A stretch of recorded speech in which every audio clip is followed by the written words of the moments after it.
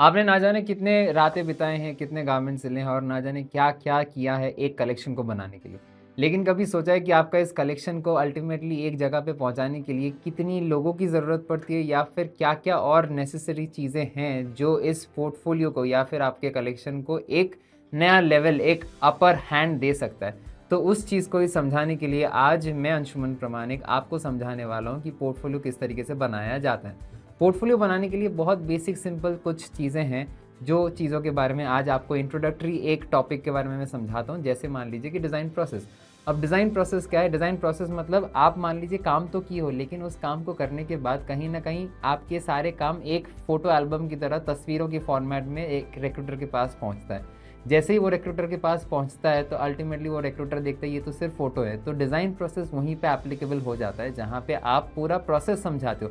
आपकी जर्नी देखते हो। जैसे मान लीजिए आप कहीं पे भी कोई भी इंस्टाग्राम रील देखते हो या फिर कोई भी यूट्यूब शॉर्ट्स देखते हो या कोई भी यूट्यूब में लॉन्ग लेंथ वीडियोस देखते हो, तो वहाँ पे आपकी अगर इंटरेस्ट जगती है उस वीडियो के ऊपर, तो कहीं न कहीं आपको ये समझ आना चाहिए कि वो इंसान या फिर वो पूरे टीम ने एक जर्नी को समझाया है, एक पूरा स्टोरी लाइन क्रिएट किया है, जिसकी वजह से आपका इंटरेस्ट उसमें डेवलप हुआ है।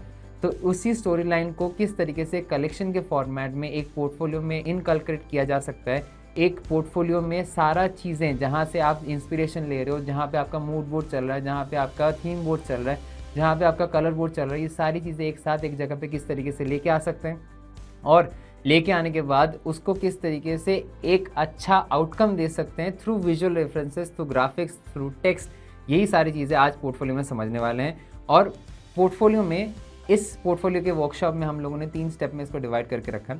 पहला है कि आप किस तरीके से सारी इन्फॉर्मेशन गैदर करते हो। आपके पास मान लीजिए हज़ारों काम है और जब भी मैं स्टूडेंट से मिलता हूँ, सबके सवाल यही होते हैं कि सर कौन सा काम निकालें, कौन सा काम रखें, कौन सा काम अच्छा है, कौन सा काम बुरा है। ये सारे सवालों का जवाब देने के लिए ये वर्कशॉप कंडक्ट करवाया जा रहा है, जहाँ पे आपको समझाने वाला हूँ कि कौन सा चीज़ अच्छा है और कौन सा चीज़ बुरा है। ज़रूरी नहीं है कि आपने मान लीजिए बचपन से लेकर अभी तक जितने काम किए सारी चीज़ें पोर्टफोलियो में डालने की ज़रूरत है, क्योंकि पोर्टफोलियो में सिर्फ गिने चुने चीज़ों के बारे में ही ज़्यादा इन्वॉल्वमेंट देना एप्लीकेबल है या फिर रीज़नेबल है। क्यों?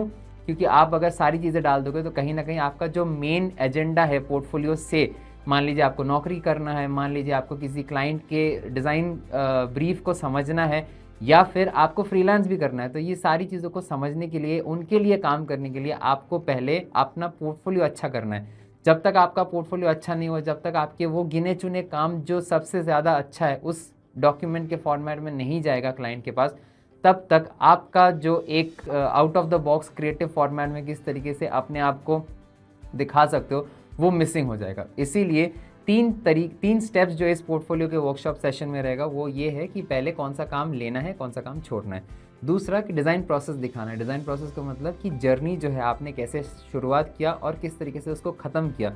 ये पूरा जो जर्नी है, इस जर्नी को हम लोग दिखाने वाले हैं डिज़ाइन प्रोसेस में।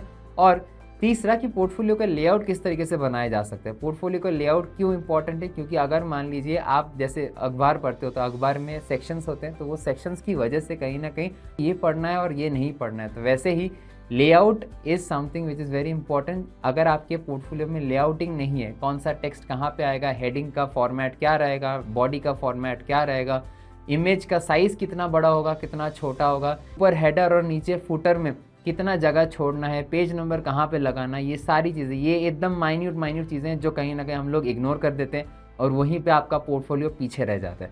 अब मैं आता हूँ बेनिफिट्स के बारे में। पोर्टफोलियो बनाने से क्या बेनिफिट होगा? पहली बात तो ऐसा है, जैसे ही आपके पास पोर्टफोलियो आ जाता है या फिर आप पोर्टफोलियो एक अच्छे से रेडी कर लेते हो, फिर आप जब भेजते हो तो आपके पास एक ऑप्शन रहता है नेगोशिएट करने का। नेगोशिएट करने का मतलब कि आपके पास सैलरी नेगोशिएट करने का एक बहुत बड़ा जगह मिल जाता है, क्योंकि अगर आपके पास पोर्टफोलियो नहीं है या फिर आपका पोर्टफोलियो अच्छे से स्ट्रक्चर्ड नहीं है, तो सामने वाले को ये लगता है कि आपका काम भी उतना अच्छा नहीं है। भले आपने कितना मेहनत किया हो, भले आपने कितना हैंड एम्ब्रॉयडर्ड काम किया हो, बहुत इंट्रिकेट और डिटेलिंग काम किया हो, लेकिन अगर आपके पोर्टफोलियो में वो जर्नी नहीं है, वो प्रोसेस नहीं है, वो फील नहीं है, तो वो सामने वाला इंसान आपको सैलरी पे नेगोशिएट करने का मौका ही नहीं देगा। तो सैलरी पे नेगोशिएट करने का एक बहुत बड़ा एडवांटेज ये है अगर आपके पास पोर्टफोलियो है तो।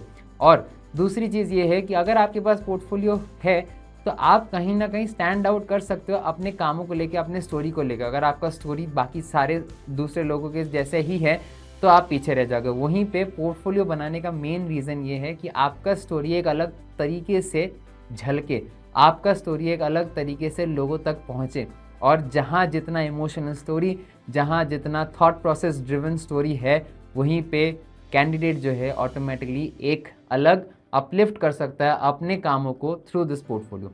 सो पोर्टफोलियो इज़ समथिंग जहाँ पे आपको सिर्फ और सिर्फ एक लेक्चर के फॉर्मेट में नहीं समझाया जाएगा, आपको समझाया जाएगा कि किस तरीके से सॉफ्टवेयर यूज़ करने हैं, किस तरीके से एक प्रोजेक्ट को अलग डायमेंशन दे सकते हैं, और उस अलग डायमेंशन के बेसिस पे किस तरीके से हम लोग एक नया प्रोजेक्ट क्रिएट कर सकते हैं, एक नया लुक क्रिएट कर सकते हैं। कितने लंबा पोर्टफोलियो का पेजेस होना चाहिए, कितना छोटा होना चाहिए, क्या उसका साइज़ होना चाहिए, क्या उसका रेशियो होना चाहिए, किसको भेजना चाहिए, किसको नहीं भेजना चाहिए, फिजिकल फॉर्मेट में होना चाहिए या मैनुअल फॉर्मेट में होना चाहिए, डिजिटल होना चाहिए या हैंड ड्रॉन होना चाहिए। So all these things are a part of this portfolio session, जहाँ पे पोर्टफोलियो वर्कशॉप में आप ये मत समझ के आइए कि पोर्टफोलियो वर्कशॉप में सर तो बस इमेजेस दिखा देंगे या फिर सर बस बोल देंगे। हम यहाँ पे प्रैक्टिकली करके समझेंगे, मैनुअली भी और डिजिटल भी। तो अगर आपने पोर्टफोलियो बना के ऑलरेडी रखे हो, किसी और क्लाइंट को भेजे हो, तो प्लीज़ शेयर कीजिएगा ताकि हमें भी पता चले कि किस तरीके का पोर्टफोलियो बना है और उसमें क्या क्या रेक्टिफिकेशंस करने की ज़रूरत है।